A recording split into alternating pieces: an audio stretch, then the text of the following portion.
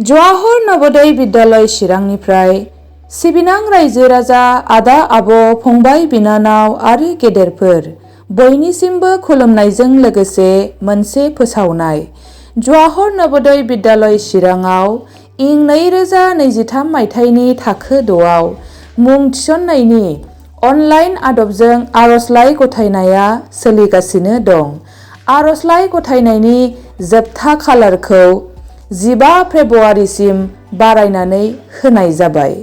मिथिहोहरनाय जायोदि बिजाथिनि जोनोम खालारा मे दाननि 1 अक्ट' 2011 मायथाइनि सिगां एबा 30 एप्रिल 2013 मायथाइनि उनाव जानो मोननाय नङा। हांख्रायजानाय बिजाथिया गावनि जिल्लानि फरायसालियावनो 2022 निफ्राय 2023 मायथाइयाव थाखो 5आव फरायबाय थानाय जानांगोन। चिरां जिल्लानि सिङाव थानाय सरखारि एबा सरकारजों गनायजानाय फरायसालि जाथारनांगोन।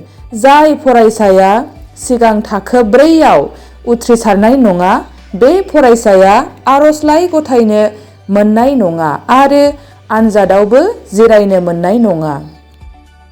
फरायसालिनि गाहाय खाबुफोरा जाबाय 1. मोनफ्रोमबो जिल्लायावनो थाग्रा खुलिजों लोगोसे सोलोंथाइ। 2. हौवासा आरो हिनजावसाफोरनि थाखाय आलादा आलादा थाग्रा खुलि। 3. बेसेन नाङै सोलोंथाइ आरो थाग्रा खुलि। 4.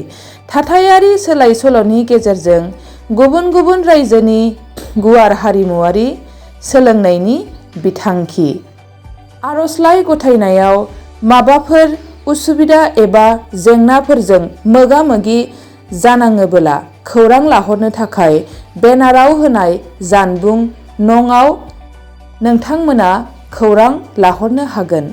मिथिहोहरबावनाय जायोदि बिजाथिनि अनलाइन आरजलाइ गथायनायाव माबाफोर गोरोन्थि जादोंमोनब्ला बे गोरोन्थिखौ थारै गथायफिननो थाखाय एबा कारेक्सन खालामफिननो थाखाय 16 आरो 17 फेब्रुवारियाव अनलाइन कारेक्सन उइन्ड' खेवनाय जागोन आरो गोरोन्थिफोरखौ थारै गथायफिननो थाखाय खाबु होनाय जागोन। गोजोन्थों।